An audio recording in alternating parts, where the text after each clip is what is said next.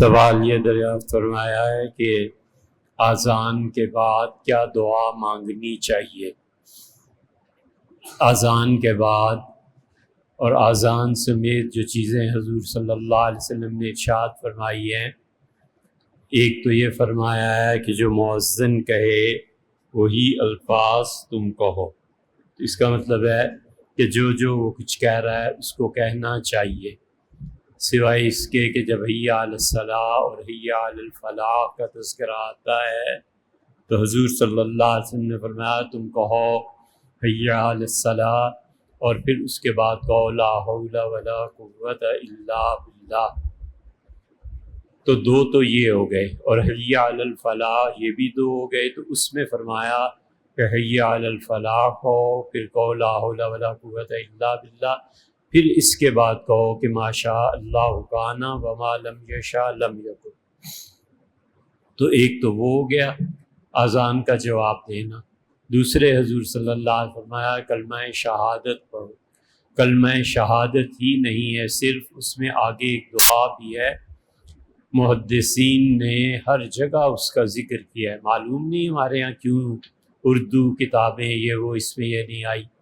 وہ یہ ہے کہ اشہد ان لا الہ الا اللہ وحدہ لا شریک لہ واشہد ان محمدا عبدہ ورسولہ رضیت باللہ ربا وبالاسلام دینا وبمحمد صلی اللہ علیہ وسلم نبیا۔ اور تیسری چیز رسول اللہ صلی اللہ علیہ وسلم مجھ پہ سلام پیش کرو۔ اور چوتھی چیز فرمایا یہ دعا مانگو اللہم انی اسألک بحق ہذہ الدعوۃ التامہ، اے اللہ میں آپ سے سوال کرتا ہوں یہ جو پوری تیرے گھر کے لیے بلانے کی دعوت اس مؤذن نے دی ہے، اور جتنے جملے اس نے پڑھے ہیں کہ لوگ تیرے گھر کی طرف آئیں اور نماز پڑھیں، اللہ ان پاک جملوں کے صدقے میں والصلاۃ القائمہ، اور اللہ اس اذان کے رزلٹ اور نتیجے میں جو نماز قائم ہوتی ہے اس کے صدقے میں، ایک اذان کے صدقے اور ایک جو نماز ہے اس کے صدقے آت سیدنا محمد الوسیلہ حضور اقدس صلی اللہ علیہ وسلم کو جو ہمارے آقا و سردار ہیں انہیں وسیلے کا مرتبہ وہ مقام نصیب فرما والفضیلہ، اور اللہ مزید ان کے افضلیت میں اضافہ فرما وبعث مقام محمودہ، اور اللہ انہیں مقام محمود پہ فائز فرما الذی وعدتہ، جس کا تو نے ان سے وعدہ کیا ہے، انک لا تخلف المیعاد، اللہ یقیناً تو اپنے وعدے کے خلاف نہیں کرتا۔ یہ دعا ہے جو مختلف جگہوں سے سنن صغیر میں امام بہقی رحمۃ اللہ علیہ نے مختلف روایات جمع کر کے لکھی ہے۔ اس میں جو الدرجۃ الرفیعہ کے الفاظ ہیں محدثین نے عام طور پر اس کا انکار کیا ہے، اور وہ کہتے ہیں کہ یہ زیادتی درست نہیں ہے۔ چنانچہ الدرجۃ الرفیعہ پہ جن محدثین نے بحث کی ہے، اسی طرح ایک بحث یہ بھی انہوں نے کیا کہ انک لا تخلف المیعاد، کہ اللہ آپ اپنے وعدے کی خلاف ورزی نہیں کرتے۔ اس میں امام بہقی رحمۃ اللہ علیہ نے بخاری ہی کے ایک نسخے سے نقل کیا ہے، اور انہوں نے کہا ہے کہ کشمہینی کا نسخہ جو بخاری سے آیا ہے اس میں یہ زیادتی ہے، یعنی یہ اضافہ ہے۔ ایک اضافہ یہ بھی ہے کہ اللہم انی اسألک بحق ہذہ الدعوۃ التامہ، یہ بھی اضافہ ہے اور یہ بھی پڑھنا چاہیے۔ مگر الدرجۃ الرفیعہ جو ہے اس کی صحیح تحقیق حافظ ابن حجر عسقلانی رحمۃ اللہ علیہ نے تلخیص الحبیر میں کی ہے۔ پائے کی کتاب ابن حجر رحمۃ اللہ علیہ کی ہے، اور اسی طرح عبد الفتاح ابو غدہ نے اس کے بارے میں کہا کہ لا اصل لہ، الدرجۃ الرفیعہ کے جو الفاظ ہیں اس کی کوئی اصل نہیں ہے، تو اس لیے اسے نہ پڑھا جائے۔ باقی وہ دعا آپ نے سنی۔ احمد صاحب تحریر فرماتے ہیں کہ آپ بدکاری کو کبر سے کم تصور کرتے ہیں۔ ارے بھئی اردو انہوں نے بہت اچھی لکھی ہے، اور اخلاقیاتی گناہوں سے بھی کم تر تصور کرتے ہیں۔ اخلاقیاتی ہوگا، دوسری طرف تنہائی کے گناہوں کو برکت اور معرفت کی بندش کہتے ہیں، حالانکہ بدکاری دین میں تیسرا بڑا گناہ ہے، اور تنہائی میں معصیت پر حضور اقدس صلی اللہ علیہ وسلم نے بہت سخت جملہ ارشاد فرمایا ہے، انسان کے تمام اچھے اعمال کے ضائع ہونے کا خدشہ ہے جو تنہائی کے گناہوں میں مبتلا ہو۔ قرآن اور حدیث کے بارے میں اتنا سخت رویہ اور آپ کا اس سلسلے میں حد درجے نرم رویہ، یہ پریشان کن ہے۔ بھیا کوئی پریشان ہونے کی ضرورت نہیں ہے، زیادہ سے زیادہ یہ غلطی ہوگا نا، اس سے زیادہ تو کچھ نہیں ہو سکتا۔ تو جس دن غلطی واضح ہو گئی اس دن رجوع کر لیں گے، اللہ کا شکر ہے، کوئی گھبرانے کی بات نہیں۔ جس حدیث کا آپ نے حوالہ دیا ہے، بات اگر اس سے شروع کریں تو آپ نے ابن ماجہ کی جس روایت کا ذکر کیا حضرت ثوبان رضی اللہ عنہ کی ہے، اور وہ حضور صلی اللہ علیہ وسلم سے روایت کرتے ہیں کہ ارشاد فرمایا لَعَلِّمَنَّ أَقْوَامًا مِّنْ أُمَّتِي، میں اپنی امت کے کئی گروہوں کو جانتا ہوں جو اتنے بڑے نیکیوں کے پہاڑ لے کے آئیں گے جیسے یہ عربوں کے ہاں پہاڑ ہیں، اور اللہ انہیں اس طرح اڑا دے گا ان نیکیوں کو جیسے اندھیری تند و تیز ہوا ریت کے ذرات کو اڑا دیتی ہے۔ تو ثوبان رضی اللہ عنہ کا صفم لنا، اللہ کے رسول یہ جو لوگ ہوں گے ان کے متعلق ارشاد فرمائیے کہ کہیں ہم ان میں سے نہ ہوں، وَنَحْنُ لَا نَعْلَمُ، اور ہمیں پتہ نہیں ہے یہ کون ہوں گے۔ تو حضور صلی اللہ علیہ وسلم فرمایا تمہارے وہ بھائی جو تمہارے ہی جیسے ہوں گے انسان، اور وہ بھی رات کو ایسے ہی سوئیں گے جیسے تم سوتے ہو، لیکن یہ لوگ تنہائی میں جب جائیں گے تو اللہ نے جن چیزوں کو منع فرمایا ہے ان کا ارتکاب کریں گے اور ان کی نیکیاں ضائع کر دی جائیں گی۔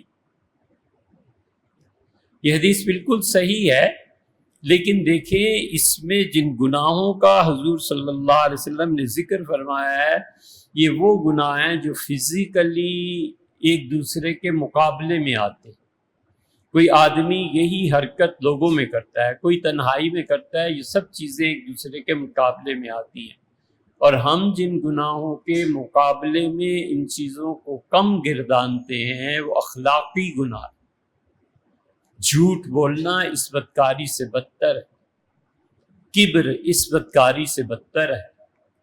خدا تعالی کسی انسان کو سزا دیتا ہے اگر دنیا میں والعیاذ باللہ کہ وہ اس گناہ کی وجہ سے رزق کی بے برکتی کا شکار ہو جائے، تو کبر کی گناہ اس سے بھی بدتر ہے۔ کبر کی سزا اللہ یہ دیتا ہے کہ اپنے اچھے بندوں کی مجلس سے محروم کر دیتا ہے۔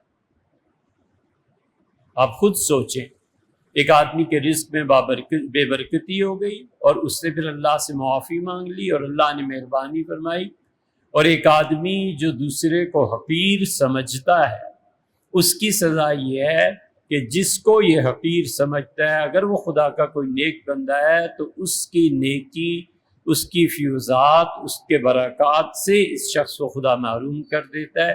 یہ زیادہ سزا ہے اللہ کی طرف سے یا وہ زیادہ سزا ہے؟ اس لیے اللہ کی وہ سزائیں جو انسانی اخلاقیات کو برباد کر دیتی ہیں وہ سزائیں زیادہ سخت ہیں بنسبت ان سزاؤں کے جو جرائم جسم سے سرزد ہوتے ہیں۔ اللہ ان کو معاف فرما دیتا ہے، خود ترغیب دیتا ہے، لیکن وہ جو ہم جس کو زور دیتے ہیں نا وہ انسانیت کے درجے سے گرنا ہے۔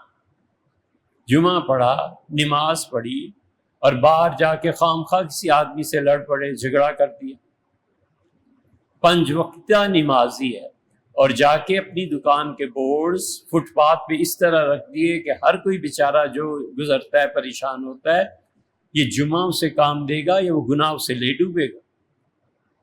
یہ وہ چیزیں حضور اکرم صلی اللہ علیہ وسلم نے لوگوں کو جو انسانیت سکھائی ہے وہ بہت زیادہ بلند و بالا ہے بنسبت ان چیزوں کے جو جسمانی گناہوں میں ملوث ہوتے ہیں لیکن اخلاقی گناہوں کے قریب نہیں جاتے۔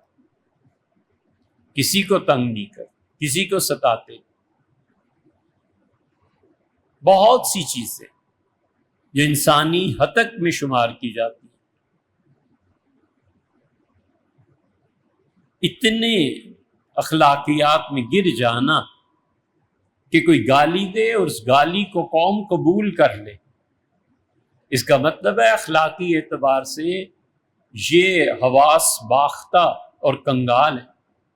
وہ ایک جملہ انہوں نے کہا تھا نا، اب ایک جملہ بلاول نے بھی کہا، اب بچے کی زبان پہ ایک بلاول صاحب خود بھی ہنس پڑے کہ یہ میں نے کیا بےہودہ بات کر دی ہے، اس لیے کہ وہ کہتے ہی یہی ہیں، اسی ماحول میں زندگی گزاری ہوئی ہوتی ہے تو پھر منہ سے نکل ہی جاتی ہے نا ایسی چیزیں ولیعذ باللہ، اور لوگ اسے قبول کر لیتے ہیں۔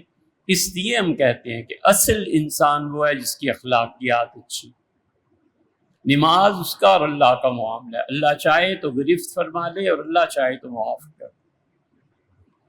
وہ آدمی ولیعذ باللہ کسی کی رضامندی سے کوئی گناہ کرتا ہے کہ اس کا اور اللہ کا معاملہ ہے، اللہ چاہیں تو معاف فرما دے، چاہیں تو خدا اس پہ بھی گرفت فرما دے۔ اور ایک آدمی جو دوسرے کا مال دبا لیتا ہے، ٹال مٹول کرتا ہے، وہ تھوڑا بڑا گناہ۔ حضور اقدس صلی اللہ علیہ وسلم آیا کہ مطل الغنی ظلم، لوگوں کے پیسے ادا نہ کرنا، استطاعت کے باوجود ہونے کے باوجود لوگوں کو پیسے نہ دینا، یہ ظلم ہے۔ یہ تو لے بیٹھے گا قبر میں جب قبر تاریک ہو جائے گی، یہ تو لے بیٹھے گا حشر میں۔ ایک آدمی زکوٰۃ نہیں دیتا، وہ حقوق العباد میں اگرچہ آتی ہے، وہ اتنا گناہ گار نہیں ہے جتنا گناہ گار یہ سرمایہ دار ہے کہ پیسہ ہونے کے باوجود قرضہ ہونے کے باوجود قرضہ نہیں دیتا۔ وہ آدمی گناہ گار ہے جس سے فرض کر لیجئے کہ 10,000 روپے قرضہ دینا ہے اور وہ دوستوں کو لے کے چلا جاتا ہے ہوٹل میں، آؤ یار کھانا کھاتے ہیں، آج 2 دن ہوئے اکٹھے نہیں ہوئے، وہ 10,000 قرضہ کدھر گیا؟ کم سے کم 5,000 ہوٹل والے قبل وہ ادھر دے دیتے ہیں نا، اس لیے کہ اس کا لوٹانا تو واجب ہے۔ اسی لیے فقہا کہتے ہیں کہ جس شخص پہ قرض ہو اس کے لیے مالی طور پر صدقہ نفلی حرام ہے، نفلی صدقہ وہ نہیں کر سکتا۔ قرض جو دینا ہے نفلی صدقہ کہاں سے کرے گا؟ وہ ویسے قرض میں دے۔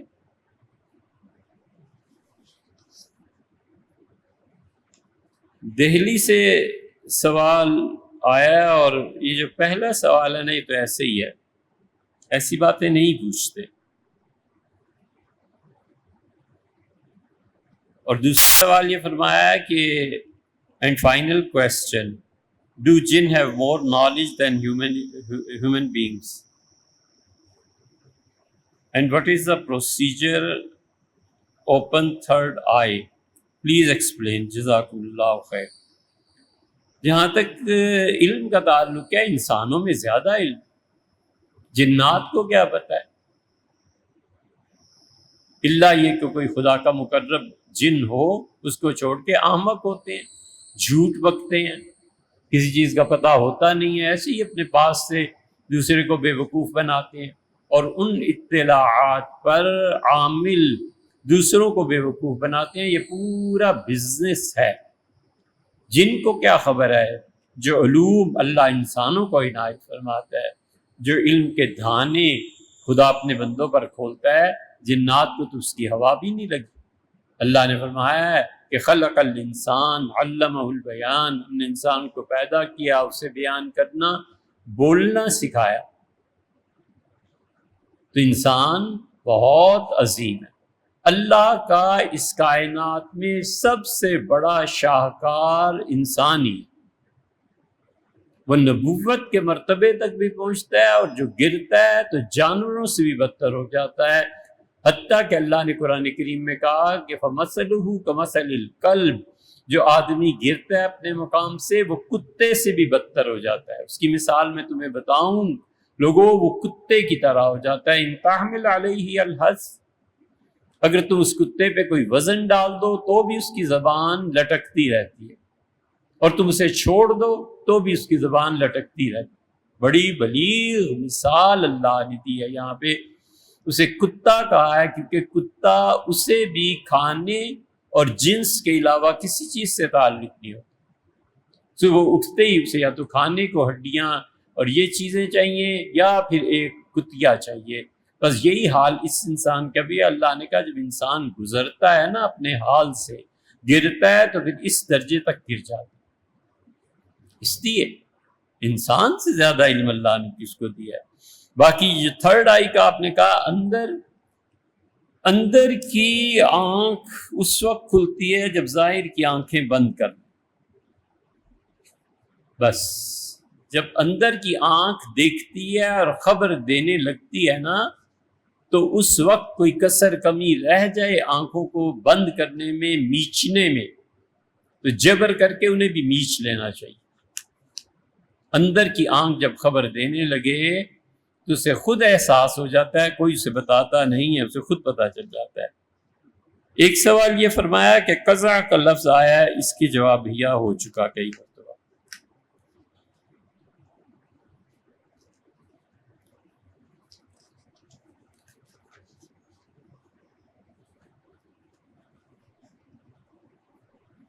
بیٹی کی شادی ہے تو الگ سے لڑکیوں کی مہندی کا فنکشن، اس کی ضرورت ہی کیا ہے ڈاکٹر صاحبہ؟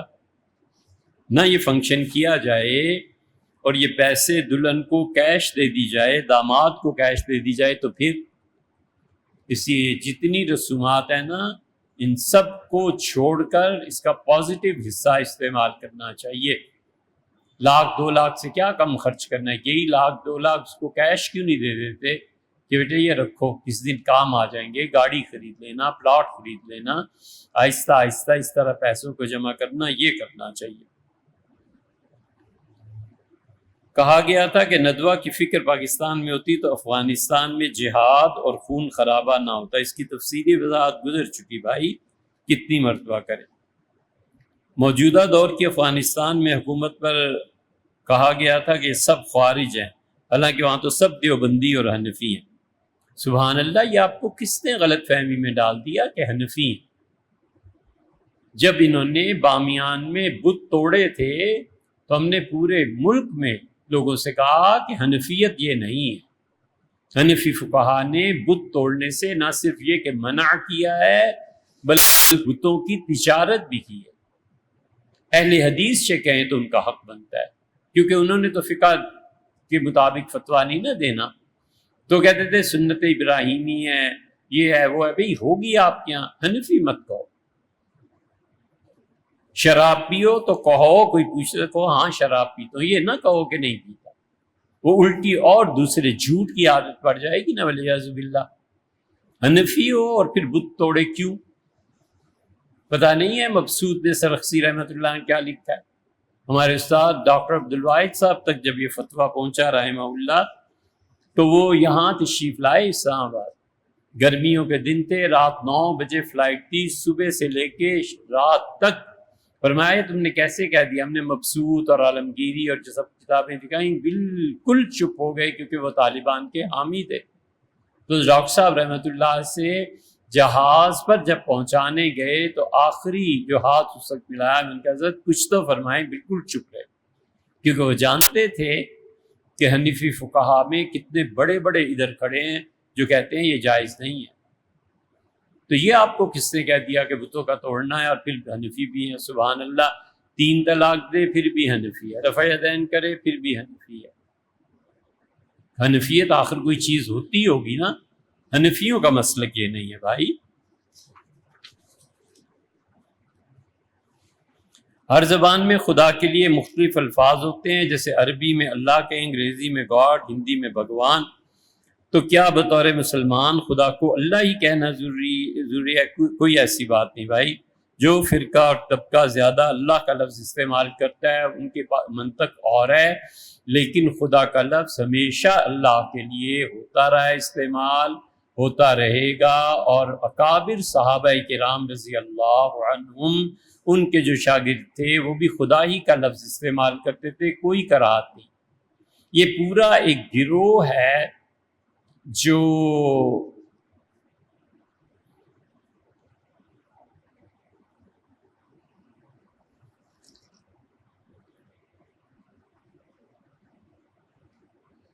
اہل تشیع کے مقابلے میں، انہیں سیدنا حسین ابن علی رضی اللہ عنہما ان سے چڑ ہے، اس لیے کیا کہتے ہیں انہیں،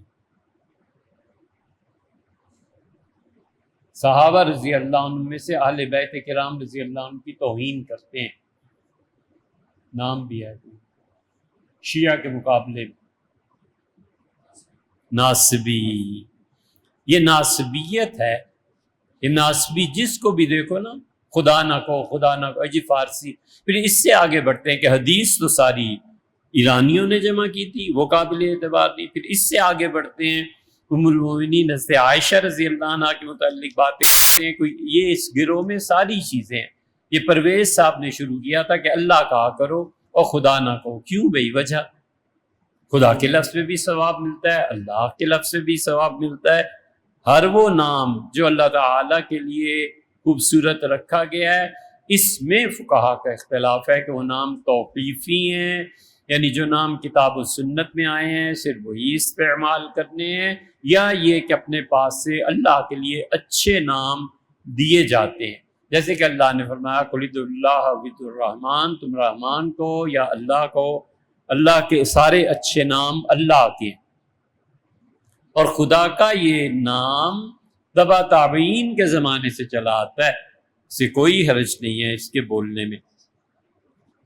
افسانوی ادب کی شرعی حیثیت کیا ہے؟ بالکل پڑھنا چاہیے بھی، پڑھانا بھی چاہیے۔ افسانوی ادب میں بہت اچھی چیزیں ہیں، آپ حدیقۃ الحدیقہ اگر پڑھی ہو حکیم صنائی رحمۃ اللہ علیہ کی، تو بالکل اسی پیٹرن پہ منطق الطیر پڑھی ہو آپ نے، تو یہ جو ہیں اشفاق صاحب کی اہلیہ بانو قدسیہ راجہ گدھ، انہوں نے اسی طرز پہ لکھی ہے۔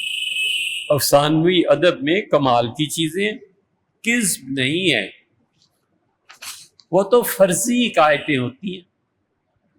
معروم رحمۃ اللہ علیہ کے زمانے میں کسی نے مثنوی پہ اعتراض کیا تھا کہ معروم تو ایسے قصے ہی بیان کرتے ہیں اور وہ بھی جھوٹے، حضرت نے اس کا جواب بھی دیا۔ حضرت نے کہا کفار حضور صلی اللہ علیہ وسلم سے بھی یہی کہتے تھے کہ یہ جو قوم شعیب کا تذکرہ ہے اور موسیٰ علیہ السلام کا اور اس کا یہ سب جھوٹے قصے تم ہم سے بیان کرتے ہو، جس طرح وہ رسول اللہ صلی اللہ علیہ وسلم کے کلام کو نہیں سمجھ پائے اور اعتراضات کرتے رہے، تم بھی مثنوی نہ سمجھنے والوں آج مجھ پہ بھی یہ اعتراضات کر رہے، مر گئے، کھپ گئے، خدا کے ہاں پہنچ گئی، کوئی جانتا بھی نہیں اب ان کے نام کیا تھے جو اس وقت بک بک کرتے تھے۔ اور روم رحمۃ اللہ علیہ کی مثنوی نے امت کو 700-800 سال اخلاقیات کے میدان میں باندھے رکھا ہے۔ حکیم صنائی، پھر فرید الدین عطار، پھر معروم، پھر وہ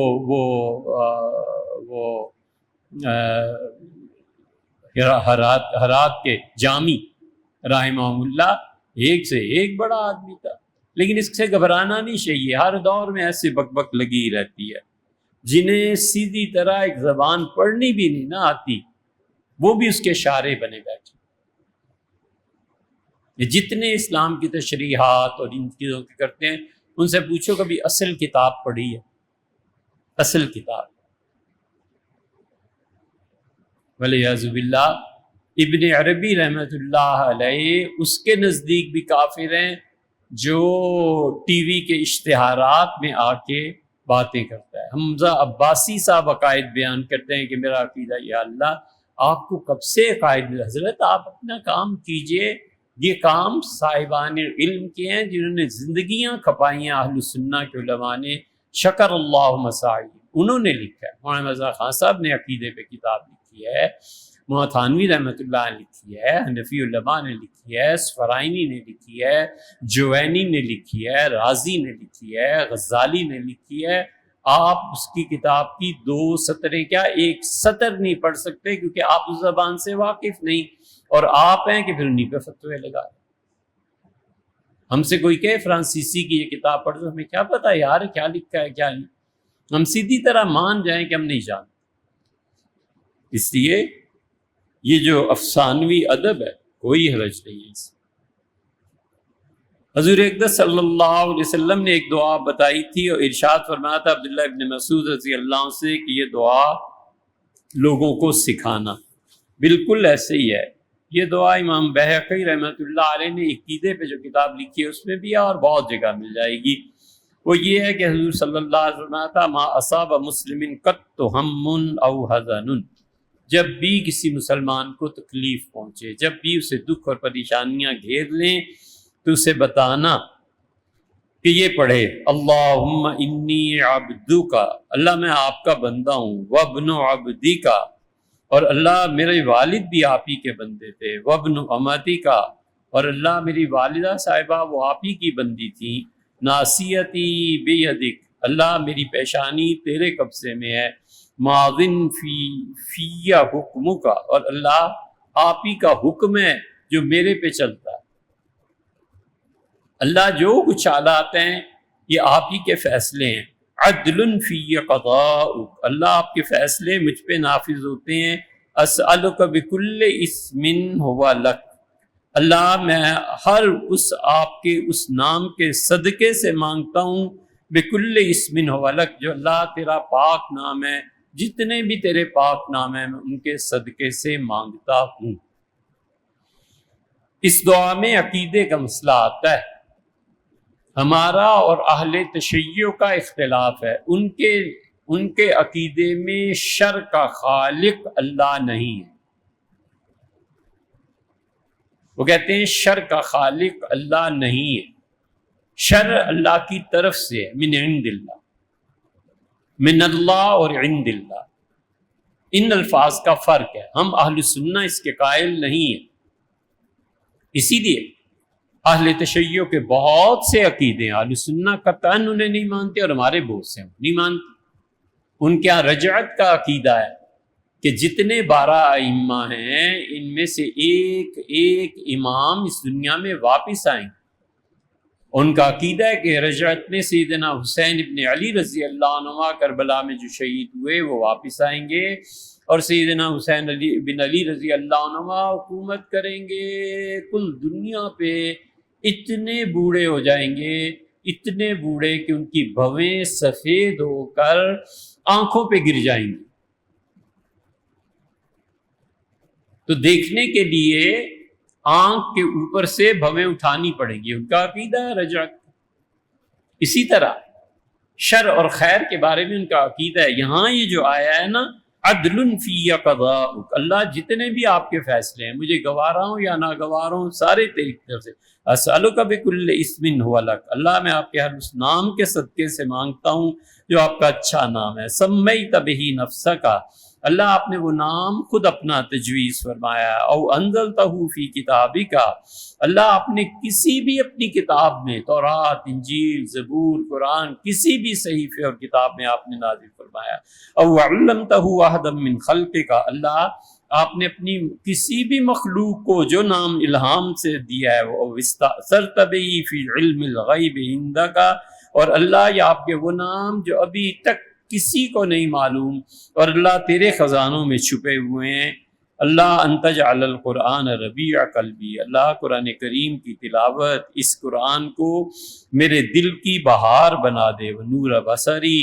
اور اللہ میری آنکھوں کو اس قرآن سے روشنی ملے، وجلاء حزنی، اور اللہ جو آج مجھ پہ غم اور دکھ طاری ہے، اللہ اس قرآن کو اس غم اور دکھ کا مداوا بنا دے، اس کی دوا بنا دے، اس قرآن کی وجہ سے وہ چیزیں زائل ہو جائیں، وذہاب ہمی، اور اللہ جن چیزوں کو میں سوچتا رہتا ہوں اے پروردگار، وہ سوچیں، وہ خیالات جو مجھے تنگ کرتے ہیں، اللہ اس قرآن کے صدقے وہ چلے جائیں، اللہ اذہب اللہ عز وجل ہمہ، حضور صلی اللہ علیہ وسلم جو بھی یہ دعا مانگتا رہے گا اللہ عز وجل اس کی مشکلات کو دور کر دے گا، وَأَبْدَلَهُ مَكَانَ حُزْنِهِ فَرَحًا، اور جتنا اس کو غم ملا ہے اللہ اتنی خوشی کی کیفیت اس کو لوٹا دے گا۔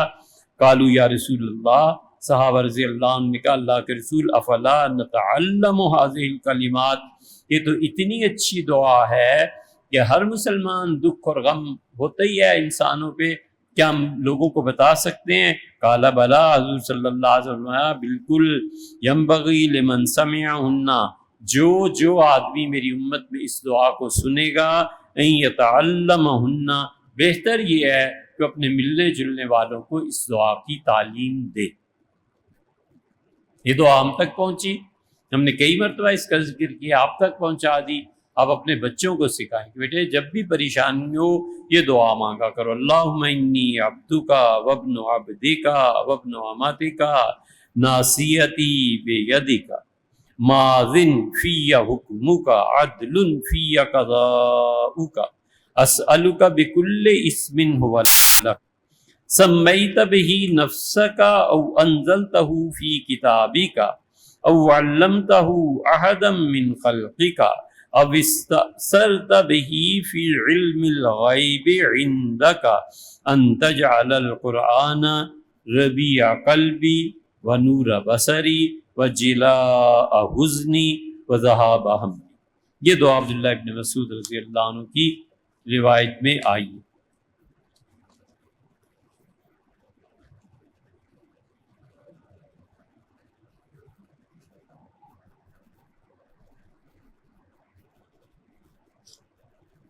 ایک اور عقیدے کی بات ہے، اسے بھی پورا کر لیتے ہیں۔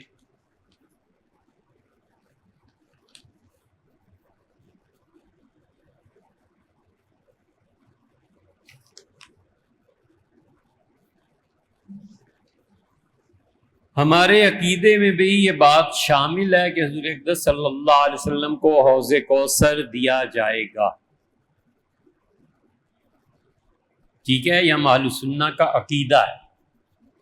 کوئی بھی آدمی کتنے ہی بڑے درجے کا کیوں نہ ہو اور ہزاروں چھوڑ کروڑوں اس کے پیروکار کیوں نہ ہو، اگر وہ انکار کرتا ہے حوض کوثر کا جان بوجھ کے، پڑھا لکھا ہے، اس نے روایات دیکھی ہوئی ہیں، تو یہ کفر ہے ہمارے نزدیک۔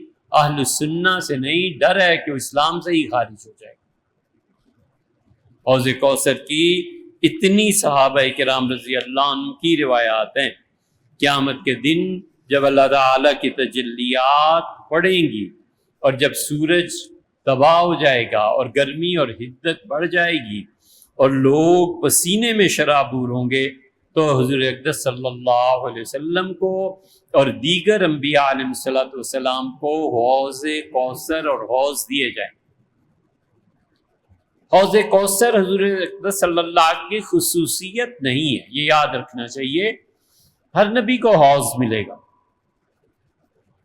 رسول اللہ صلی اللہ علیہ وسلم ہر نبی اپنے اپنے امتیوں کو بلائے گا کہ آؤ میرے حوض پہ پانی پیو، اور آپ نے فرمایا کسی کے حوض پہ اس کے ایک امتی جائے گا اور کسی کے حوض پہ دو جائیں گے، اور آپ نے فرمایا میرا حوض تمہارے آسمان کے ستاروں سے زیادہ تو اس پہ پیالے پڑے ہوئے ہوں، اور آپ نے فرمایا لوگوں دیکھو میں خود بھی اس سے پانی پیوں گا اور میں اپنے امتیوں کو بھی پانی پلاؤں گا۔ حوض کی حقیقت یہ ہے کہ حوض کا لغوی معنی جو ہے وہ پانی کے جمع ہونے کی جگہ مجمع الماء، جہاں پہ پانی آ کے جمع ہو جائے۔ حافظ ابن حجر رحمۃ اللہ علیہ نے فتح الباری میں انہوں نے لکھا ہے کہ بابن فی الحوض، حضور اقدس صلی اللہ علیہ وسلم کا جو حوض ہے اس کے بارے میں جس چیپٹر، اور پھر انہوں نے لکھا ہے کہ اس کی جمع حیاض بھی آتی ہے اور احوض بھی آتی ہے، اور اس کا مطلب بس وہی ہے کہ جہاں پر پانی اکٹھا اور جمع ہو جائے۔ اور حوض سے مراد یہ ہے کہ حضور اکرم صلی اللہ علیہ وسلم کو دیگر انبیاء علیہ السلام کی طرح ایک حوض عنایت فرمایا جائے گا۔ اس حوض کو پانی جو سیراب کرے گا اس کا نام ہے نہر کوثر۔ جنت سے وہ نہر آئے گی، وہ دریا آئے گا، اور حضور اقدس صلی اللہ علیہ وسلم کا یہ حوض جنت سے باہر ہوگا، اور اندر سے پانی وہ جو آئے گا وہ جنت کے اندر سے آئے گا۔ تو اس لیے کوثر جنت کی ایک نہر کا نام ہے۔ حضور اقدس صلی اللہ علیہ وسلم نے فرمایا 2 پرنالے اس کے ساتھ لگے ہوں گے، دریا کا پانی پورے زور و شور سے آئے گا اور 2 پرنالے آگے لگے ہوئے ہوں گے۔ آپ نے فرمایا تیزی سے مسلسل ان سے پانی گرتا رہے گا، اور ایک سونے کا پرنالہ دیا جائے گا مجھے اور ایک چاندی کا۔ پھر حضور اقدس صلی اللہ علیہ وسلم نے فرمایا کہ ان لکل نبی حوضا وانہم یتباہون ایہم اکثر واردتا، انبیاء علیہ السلام آپس میں ایک دوسرے سے فخر کریں گے کہ آپ کے ہاں کتنے مہمان آئے اور ہمارے ہاں کتنے مہمان آئے۔ وانی ارجو ان اکون اکثرہم، اور مجھے اللہ سے امید ہے کہ سب سے زیادہ میرا حوض جو ہے وہ آباد ہوگا، میرے مہمان سب سے زیادہ ہوں گے اور سب سے زیادہ لوگ میرے حوض پر آئیں گے۔ اور رسول اللہ صلی اللہ علیہ وسلم ایک جگہ فرمایا والذی نفسی بیدہ، اللہ کی قسم جس کے ہاتھ میں میری جان ہے، لآنیتہ اکثر من عدد النجوم، تمہارے ستاروں سے زیادہ پیالے تو میرے حوض پہ ہوں گے۔ سنن ابن ماجہ میں بھی یہ روایت آئی ہے۔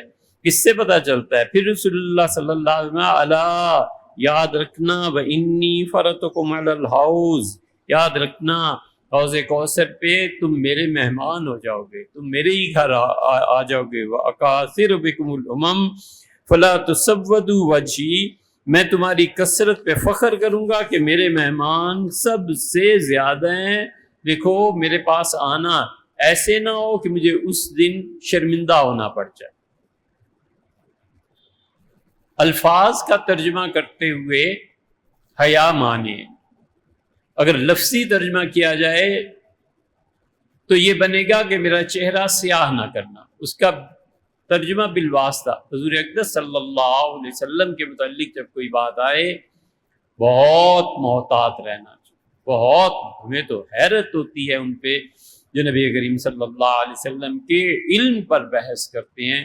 ولیعذ باللہ، ولیعذ باللہ، جس نبی صلی اللہ علیہ وسلم کا ادنا علم حوض لوح محفوظ ہو، اس کے علم کے کیا کہیں؟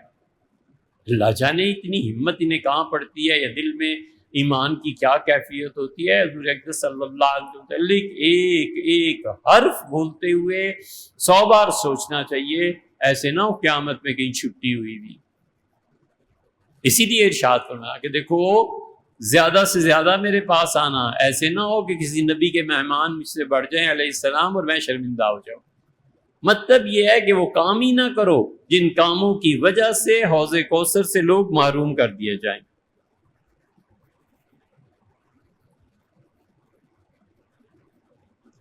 اس لیے حضور اقدس صلی اللہ علیہ وسلم تم جانتے ہو شام، سیریا سے لے کے یمن تک، فرمایا اتنا بڑا حوض مجھے دیا جائے گا، شام سے یمن تک۔ اور پھر ارشاد فرمایا حضور صلی اللہ علیہ وسلم کہ اشد بیاضا من اللبن، دودھ سے زیادہ سفید، احلی من العسل، اور دیکھو وہ شہد سے زیادہ میٹھا، اور دو اس میں جو پرنالے لگے ہوئے ہوں گے سونے اور چاندی کے، وہ اسے مسلسل پر کرتے رہیں گے۔ اور کمال کا درجہ رسول اللہ صلی اللہ علیہ وسلم، اس میں سے مشک کی خوشبو آئے گی۔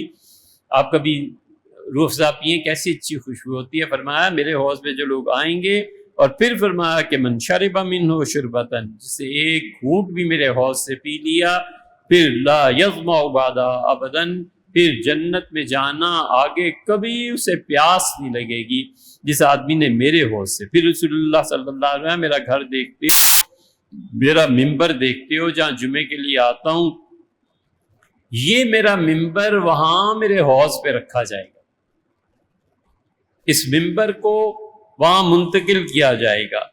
وَمِنبَرِي عَلَىٰ حَوْضِي، میرے گھر کو دیکھو یہ جنت کا ٹکڑا ہے، یہ وہاں منتقل کیا جائے گا۔ اور میرے حوض کو دیکھو، یہ حوض وہاں مجھے دیا، یہ ممبر وہاں مجھے دیا جائے گا۔ حضور صلی اللہ علیہ وسلم دنیا میں جس ممبر پر خطبہ دیتے تھے وہی نبی کریم صلی اللہ علیہ وسلم رکھا جائے گا، اور وہ کچھ دیا جائے گا جو ظاہر ہے کہ انسان فی الحال بیانات ان چیزوں کے نہیں کر سکتے۔ پھر رسول اللہ صلی اللہ علیہ وسلم نے لوگوں کو بتایا کہ کون کون سی چیزیں ہیں جو کہ لوگوں کو وہاں سے محروم کر دیں گی۔ اور رسول اللہ صلی اللہ علیہ وسلم نے اسی لیے جو فرمایا ہے نا، آپ نے فرمایا تھا میں تمہیں 2 چیزیں چھوڑ کے جا رہا ہوں لوگوں، ایک قرآن اور ایک میرا خاندان، عطرتی، میرے اہل بیت کرام رضی اللہ عنہ کی عزت کرنا۔ جو نہیں کرے گا وہ حوض کوثر سے محروم رہے گا۔ سے کبھی بھی اہل بیت کرام، حضور صلی اللہ علیہ وسلم کی اولاد، ائمہ کرام رحمہم اللہ، کبھی بولنا ہی نہیں چاہیے۔ ولیعذ باللہ بہت بہت نازک معاملہ ہے۔ اور اسی وجہ سے نبی کریم صلی اللہ علیہ وسلم نے فرمایا تھا کہ پاس آؤ گے اور تمہیں پتہ ہے تم میں اور غیروں میں کیا فرق ہوگا؟ تمہارے وضو کے اعضاء چمک رہے ہوں گے، میں پہچان جاؤں گا کہ اچھا یہ میری امت کے افراد ہیں۔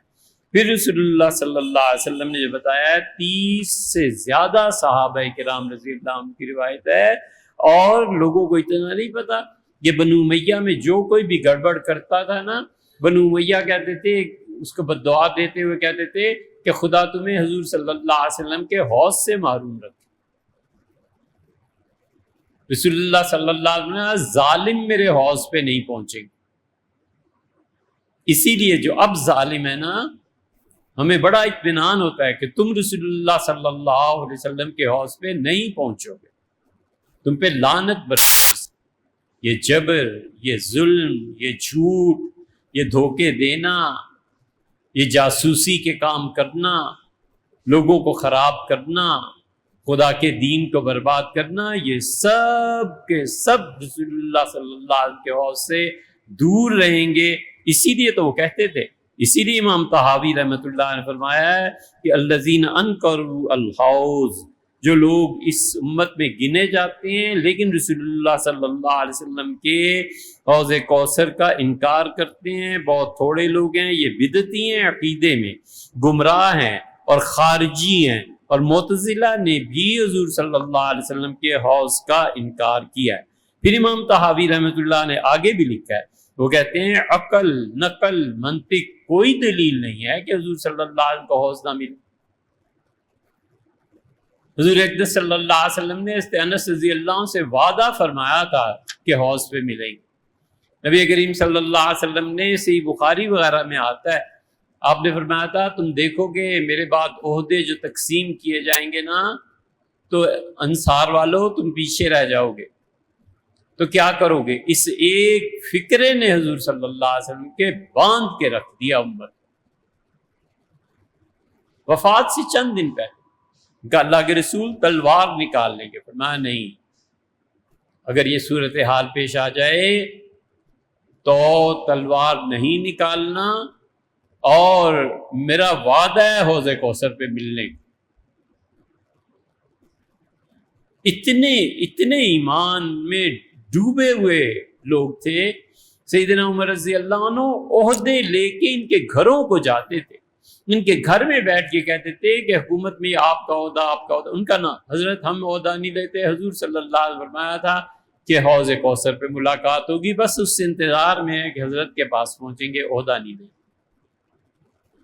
اس لیے جو ظالم ہے، یہ جو ایجنسیز کا کام کرتے ہیں، یہ جو اللہ کے بندوں کو رسوا کرتے ہیں، یہ جو اداروں میں گھستے ہیں، کیا مزہ آئے گا جس دن تم حضور اقدس صلی اللہ علیہ وسلم کے حوض کوثر سے محروم اور جہنم کی آگ میں جاؤ گے اور نظر آتش ہوگے۔ اسی لیے یہاں تک امام طحاوی رحمۃ اللہ نے لکھا ہے کہ جو آدمی انکار کرے بعد قیام الحجہ، جبکہ اس کے پاس احادیث آ گئی ہوں، تو پھر فمن انکرہ فقد انکرہ امرا معلوما بالتواتر، وہ اس چیز کا انکار کرتا ہے جو چیز رسول اللہ صلی اللہ علیہ وسلم کے 30 سے زیادہ صحابہ رضی اللہ عنہ بیان کرتے ہیں۔ حوض کوثر کا انکار کر کے وہ کفر کرتا ہے۔ اتنا سخت ہوتا ہے، یہ ہمارے سنہ کے عقیدے میں شامل ہے۔